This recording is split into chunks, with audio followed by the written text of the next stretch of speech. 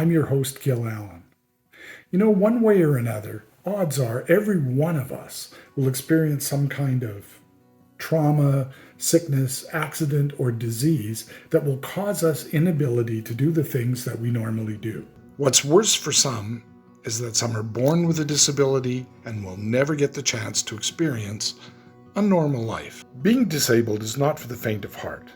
The bravery a disabled person who has to persevere and the constant determination to overcome is a difficult challenge for anyone in an ever-changing world. In one of the hardest working provinces in Canada, as in most places, the majority of people believe disability is something you can see, such as someone in a wheelchair, missing limbs, or being blind. But there are many people that deal with invisible disabilities, such as internal diseases or mental illness.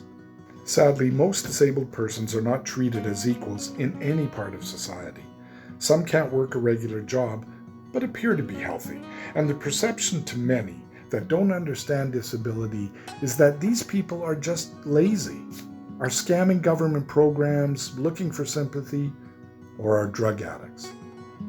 This is far from the right kind of thinking. I look bright and fresh. Most people don't see my disability because I look great, and I will admit it to my doctors. I look great, but that's not what's inside my head. Imagine, if you will, losing your ability to do the things you enjoy. Now take another step further and not be able to provide for yourself or family. The inability to provide for oneself is one of the worst feelings one can imagine. Insert pain here. With disability comes pain. None of those feelings you just encountered from losing your ability to do something are complete without pain. It debilitates, deflates, and depresses anyone that encounters it, and is even worse when it is constant in everyday life. I've been a nurse since 2005, and so I've been working as a student nurse since 2003. And I was working in medicine. I worked in the ICU. I worked gastroenterology or GI medicine, and I did home care. I worked in the community in other ways. I took foot care courses as a way to expand my portfolio. I currently am employed as a healthcare aid instructor. I also worked at McEwen for a year with RN students. I was working in the hospital, 12-hour shifts, 16 hours on my feet all day, and my life just came to a standstill. Nobody believed me that I had the pain that I had. It was hard to explain the pain that I had.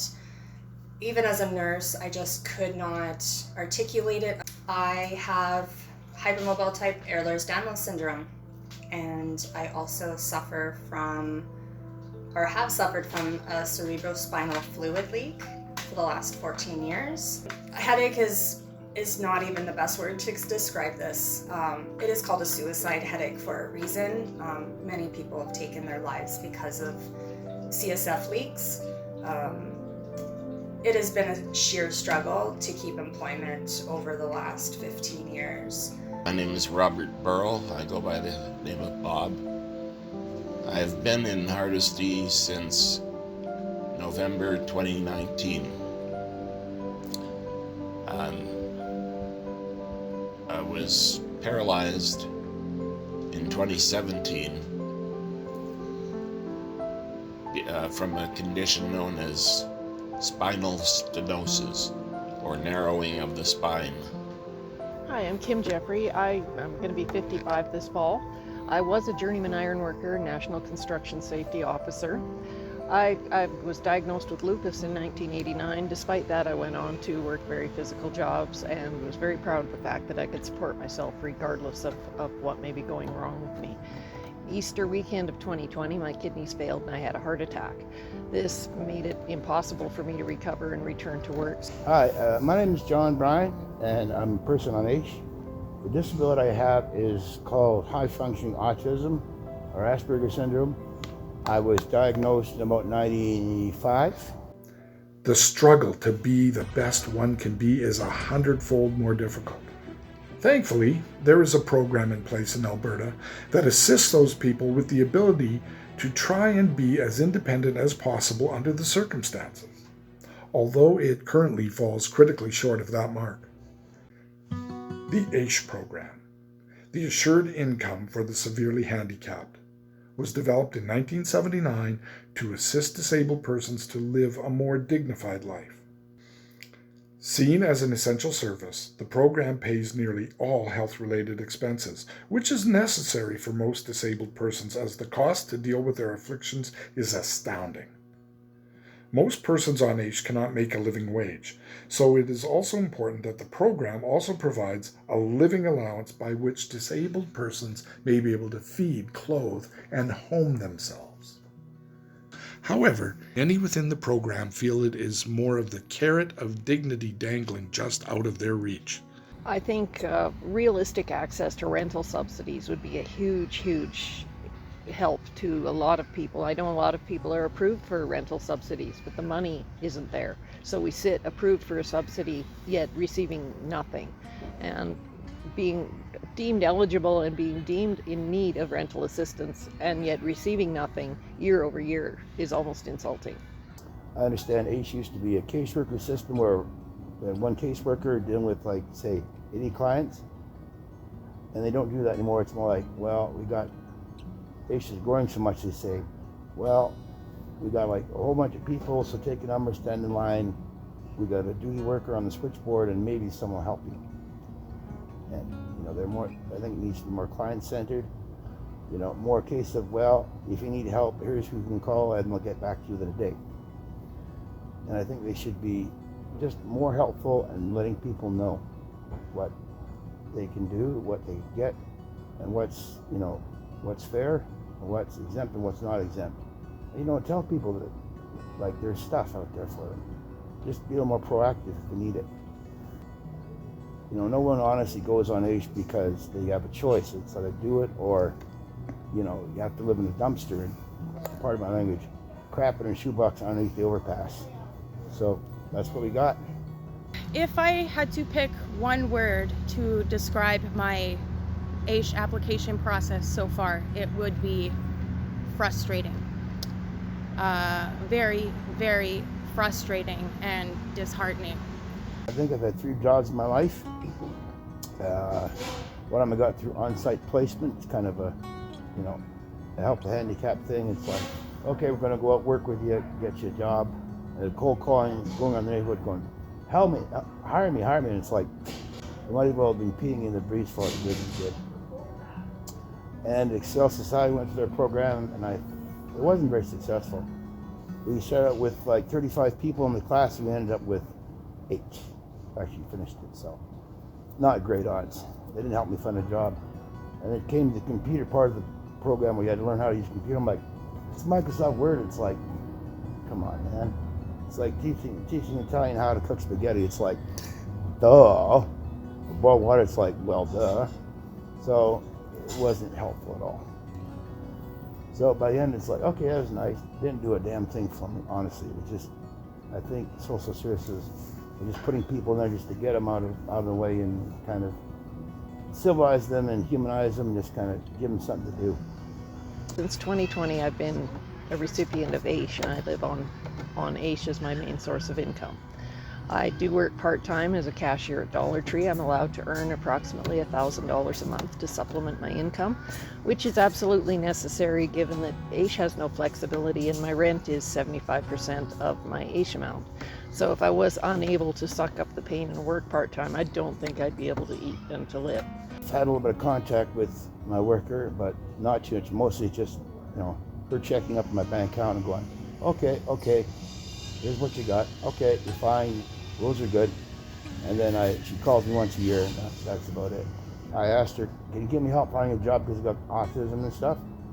And then she's like, well, we can point you and connect to the places that might possibly, potentially help you find a job.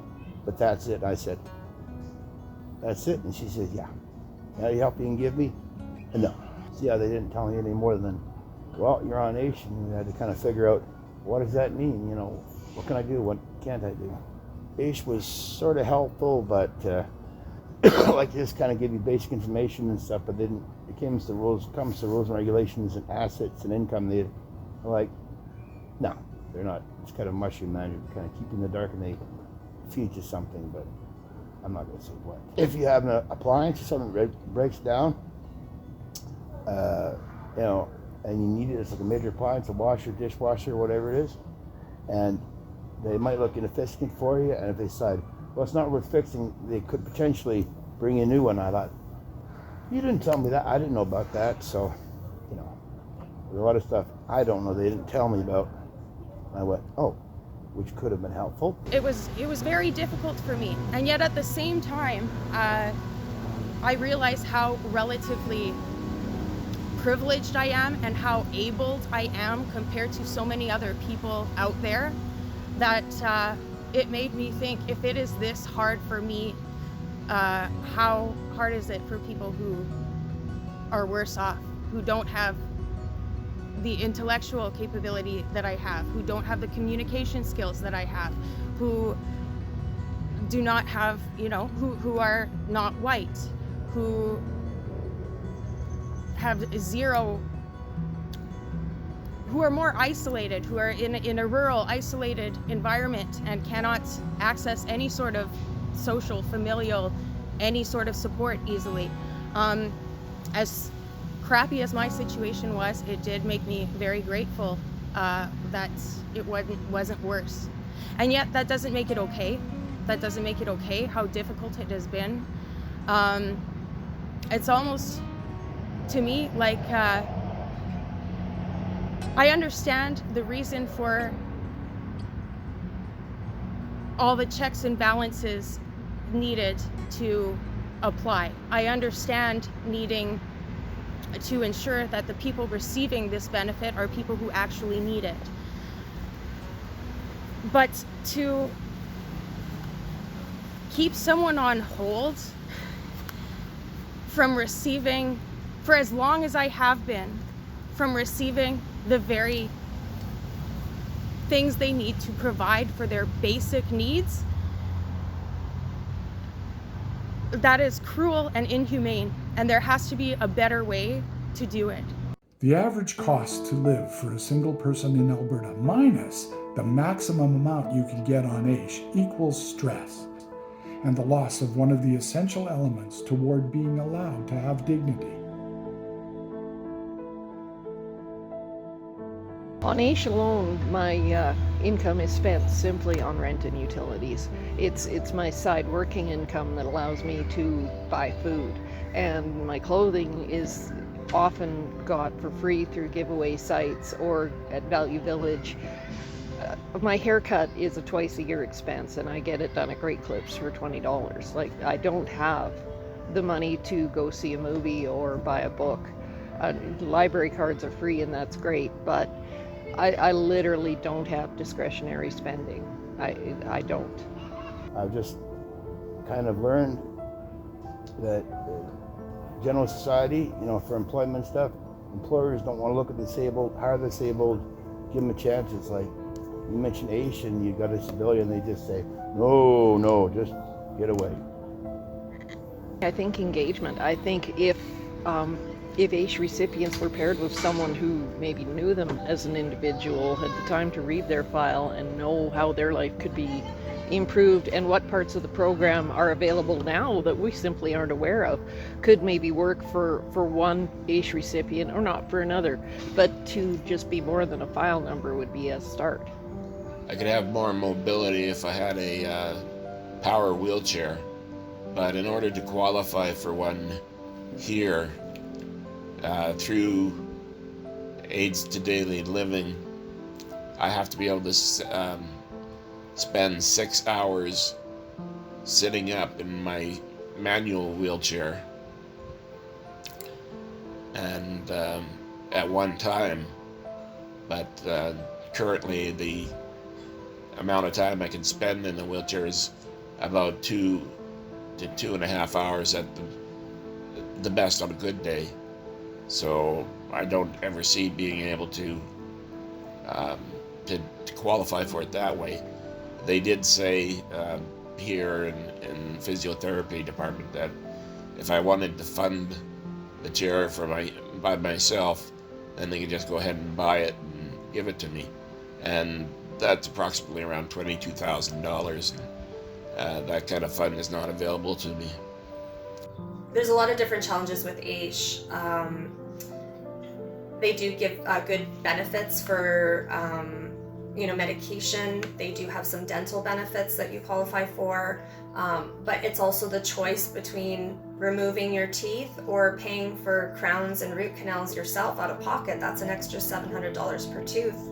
Most people will end up getting their teeth pulled and get dentures because that's the only option they have with the money available. Most people don't get the treatments that they should have because they can't afford it, or AISH won't provide the extra for it. And I mean, who does have the extra money to pay an extra $100 a month for extra medical benefits? I often feel like I can't fully participate in society because of funding shortfalls. There are a lot of events I'd like to attend, but I don't have the pocket money to just go around and, hang out at the Fringe and buy a cold drink. I can't afford that. It's the end of the month and payday isn't for a few days. I can't contribute as a consumer the way I would like to. I'm reusing and repurposing things well beyond their life expectancy because I can't afford to replace. So the dollars I am not receiving are not going into the hands of any local retailers or services because I don't have the money. So I sit and observe society from my window. My mother and I collaborated and wrote this book and self-published it. And as you can see by the title, it says Confusion, Loneliness, Depression, Asperger's Syndrome, A Journey. And we also wrote a follow-up called Two-Stepping in a Waltz World, or It's the Only Dance I Know. I know I will never be able to hold a 9-to-5 ever again. There are things that I want to do with my life. There are things that I feel I am meant to contribute to this world, and that I so desperately want to, and I can't do that without having my basic needs met first. I cannot get out of survival mode. It's basically a subsistence allowance. One thing I would improve with the program is to offer the opportunity of retraining for people like me who have skills that we can no longer utilize. And I'd love to be working full-time and supporting myself, but I would need to be retrained, and to find access to those things and to get back and forth to training while on an AISH income isn't really doable for me. I learned the hard way that you're not supposed to write a letter to the legislature or parliament complaining about AISH or, saying what rotten treatment you had, because it makes the AISH director, the AISH program, your AISH worker, and the minister in charge of AISH and the premier look very bad and dumb and stupid and cruel. And you don't do that ever, because then it'll come back on you and the worker in the department. They like to kind of, keep you down, keep you quiet. And you should do that if you know it's good for you. And I said, okay, I got it. And I believe there was an AISH man advocate downtown, 110th and Jasper, the old general hospital. So I hung out with them and I talked to them. I said, can you help me? And they said, well, we'd like to, but we're getting funding, honestly, from Alberta. And they said, well, and one of the conditions of our getting funding and policy is we can advocate. We can't do anything. It's like a bulldog with rubber teeth. We can talk to people and we can do advocation, not much though, but can't criticize or do anything that would hurt the government, because then they'll cut off your funding. So they're kind of useless and powerless. When the Conservatives came back in power after the NDP, the first thing they did was actually cut the amount of money that AISH people get. The NDP made it that it was, I forget the word right now, but each year indexed. It would be indexed to increase each year based on the cost of living. And the Conservatives wiped that out literally, I think in 3 days when they got back in power. And unfortunately, about a month or two before the election that just happened recently, they put it back, saying how great it is that they indexed or re-indexed. They didn't say re-indexed, right? It was, look at us, we're great. And that kind of leaves a little bitter taste in my mouth, because we went the last 4 years without increases. We know that the cost of living is more than 2% each year. Even the federal government, I think they used an 8% index for last year. AISH left it at 6. So I don't know where they're getting these numbers from. I appreciate any money I get because I would not be able to live here at all. Telling for me that of all politicians, I think there was an AISH challenge put up by the View magazine or something. It's one of those local papers, and asking the UCB politicians, the provincial ones, can you live on what AISH gives you every month? Most of them didn't bother applying, or they could send out a cold canned response. The only person that said maybe it would try was Marie Renaud, Renauld from St. Albert. She said, I could do that, I'm gonna.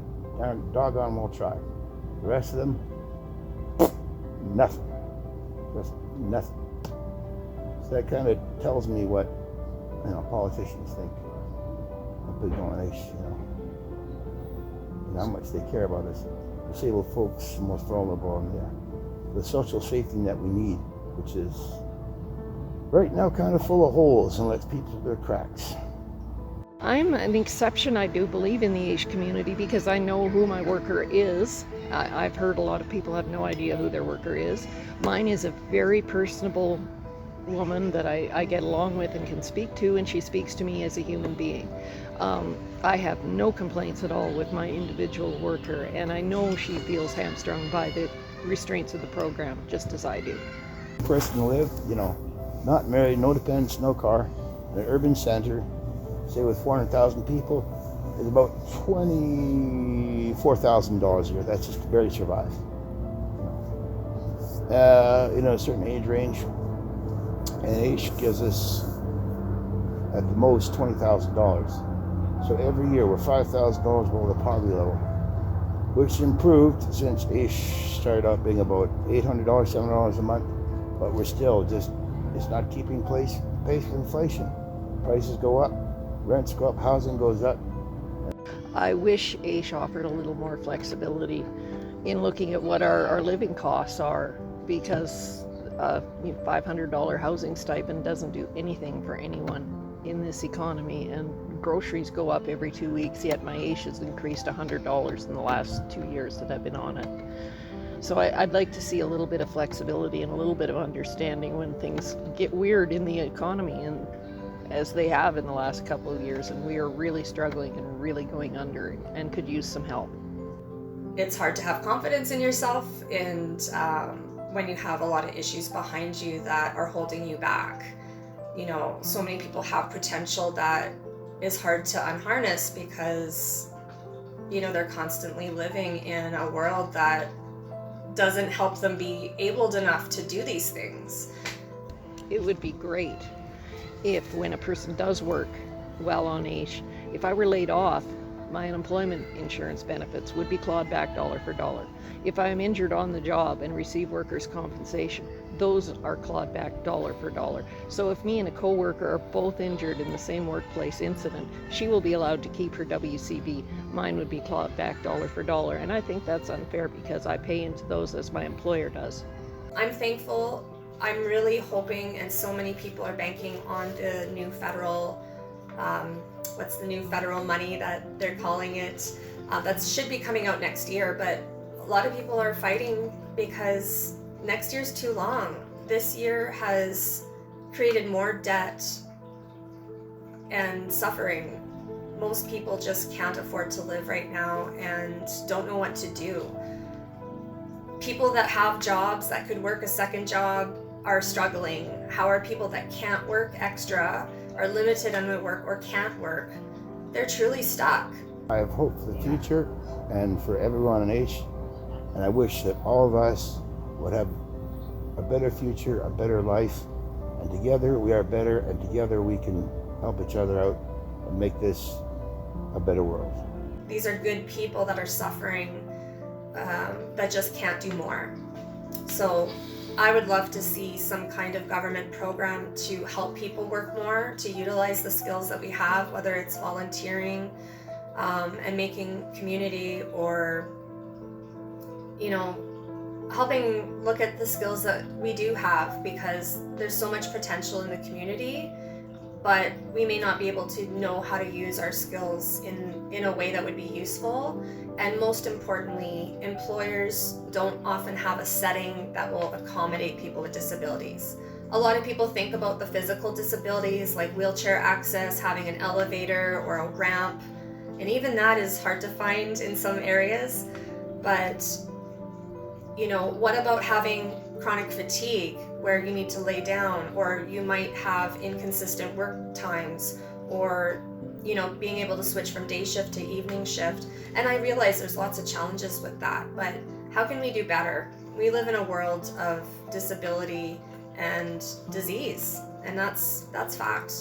So I hope that we can do better someday. We all have needs. We are all human beings. We all have our own Maslow's pyramid, every single one of us.